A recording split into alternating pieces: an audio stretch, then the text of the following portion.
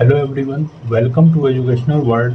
तो आज हम डॉट नेट की क्लास को कंटिन्यू करेंगे और आज हम स्टार्ट करेंगे unit number 2 C sharp basic. तो सबसे पहले जैसे कि हमारा जो प्रोसीजर यही रहता है कि क्लास को नई यूनिट जब स्टार्ट होती है तो हम एक बार पूरा एक उसका सिलेबस को देख लेते हैं कि हमें क्या क्या टॉपिक्स कवर करने हैं। उसके बाद जो है हम अपनी यूनिट में प्रवेश करेंगे। तो चलिए आज के सत्र को प्रारंभ करते हैं। तो सबसे पहले अगर हम बात करें सी शार्प बेसिक की, तो इसमें जो है आप लोगों ने सबसे पहले क्या देखना है कि getting started with dot net framework को बारे में देखना है। उसके बाद है exploring visual studio dot net. तो यहाँ पर अब हम विजुअल स्टूडियो के अंतर्गत सी शार्प पे एक, जैसे हम कह सकते हैं कि उसका एक जो प्लेटफॉर्म होता है सी शार्प, उस पर वर्क करेंगे। और साथ में हम ये भी जानेंगे कि सी शार्प का एक बेसिक प्रोग्राम जो है वो कैसे बनाया जाता है, उसका स्ट्रक्चर क्या होता है। उसके बाद हमारी चर्चा होगी डेटा टाइप्स पे होगी, एरेज क्या होते हैं, स्ट्रिंग्स क्या होती हैं, ऑब्जेक्ट्स क्या होते हैं, क्लासेस क्या होती हैं, स्ट्रक्चर क्या होते हैं। ये सारी चीज़ों के बारे में हम यहाँ पर जानेंगे और नेम स्पेस के बारे में भी देखेंगे। पार्शियल क्लासेस भी क्या होती हैं हमारी, उसके बारे में भी हम यहाँ पर एक समग्र चर्चा करेंगे। तो चलिए देखते हैं कॉन्टिन्यूएशन में यूनिट को।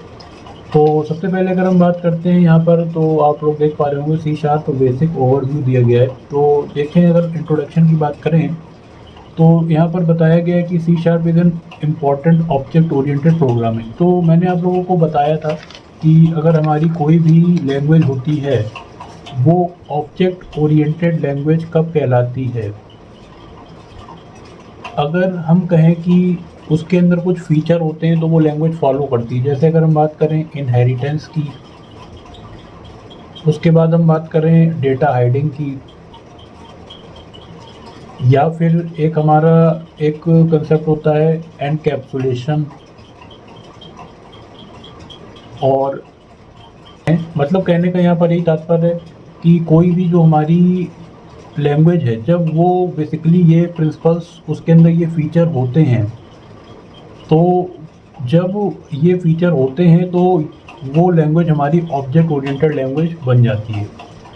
तो बेसिकली जैसे हमारी जावा है वो भी ऑब्जेक्ट ओरिएंटेड प्रोग्रामिंग लैंग्वेज होती है। तो फिलहाल हम यहाँ पर डॉट नेट की बात कर रहे हैं। तो यहाँ पर Microsoft dot net is a dot net software platform being object oriented होता है। और सी शार्प कंपोज है collection individual programming unit called classes which can interact each other. C sharp basic जो होती है सी प्लस प्लस लैंग्वेज पे based होती है। जैसे सी प्लस प्लस की जो भी हम उस पर काम करते हैं वो हमारा सी शार्प पर हम काम कर सकते हैं।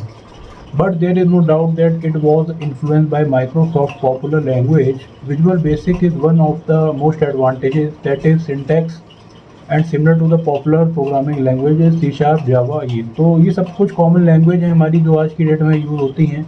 और अगर हम थोड़ा सा लेटेस्ट जाएँ तो हमारी PHP है, पाइथन है, ये भी आज की डेट में जो है बड़े पैमाने पर इनका हमें इंडस्ट्रियल दौर में युग देखने को मिलता है। तो उसी के आधार पर हमारी जो है सी शार्प भी वैसे ही वर्क करती है। और C sharp combined power with ease of visual basic. तो विजुअल बेसिक का हम कह सकते हैं कि एडवांस फॉर्म भी हमारा सी शार्प एक तो प्रोवाइड कराता है। और इसके अंदर कई सारे एरियाज होते हैं, जैसे टाइप सेफ्टी होती है, वर्जनिंग होती है, इवेंट्स होता है, गार्बेज कलेक्शन होता है, और ASP.NET के भी पैकेजेस को भी हम यहाँ पर रन करा सकते हैं।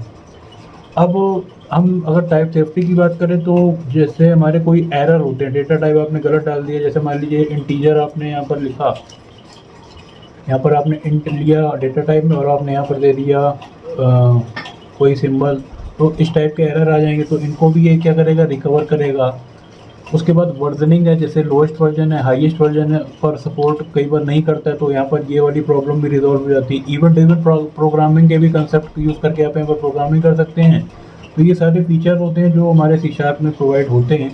अब थोड़ा सा कंपैरिजन देख लेते हैं हम कि सी शार्प और CLR में क्या कंपैरिजन होता है। तो C sharp was design to make advantages of common language run time that dot net provide rely upon. तो यहाँ पर यही बता रहा है कि कुछ इसके एडवांटेज हैं जो हमारा CLR इस पर ईजिली बेस्ड होता है। और इसके बाद जो है अगर यहाँ पर हम कुछ आसान शब्दों में बात करें तो यहाँ पर ये लोग कहते हैं कि application written in C sharp required CLR। मतलब अगर आपको सी शार्प पे कोई एप्लीकेशन बनाया है तो उसको रन कराने के लिए आप लोगों को क्या करना पड़ेगा, CLR का यूज़ करना पड़ेगा।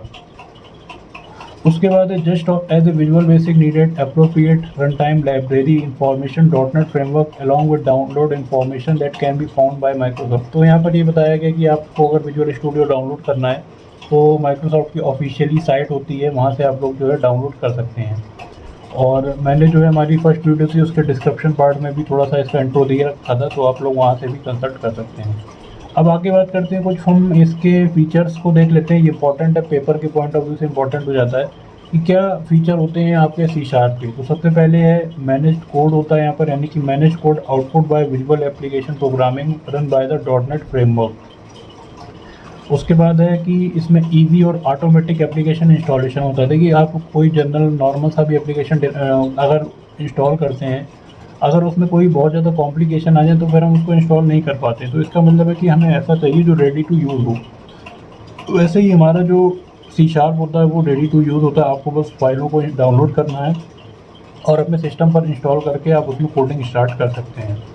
उसके बाद यहाँ पर बात करी गई है ऑटोमेटिक गार्बेज कलेक्शन की। तो the .NET framework automatically frees up the memory object no longer required. तो यहाँ पर हमें कोई ऐसा नहीं कि जब हम उसमें शार्प में कोडिंग करते हैं तो हमें पहले मेमोरी की लोकेशन को डिलीट करना पड़ता है, तब जाके हम उसमें असाइन करते हैं वेरिएबल। ऐसा कुछ भी नहीं है, ये सारा काम जो है विजुअल स्टूडियो अपने आप कर लेता है। तो ऑटोमेटिक गार्बेज कलेक्शन की भी यहाँ पर हमारी जो प्रॉब्लम आती है वो रिजॉल्व हो जाती है।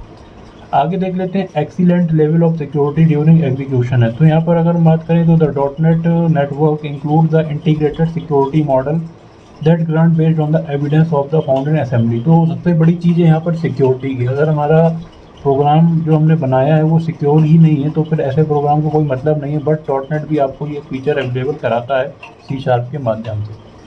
तो आज के इस लेक्चर को हम यहीं पर समाप्त करते हैं और मिलेंगे आपसे नेक्स्ट लेक्चर में। तो बहुत बहुत शुक्रिया आपका, धन्यवाद।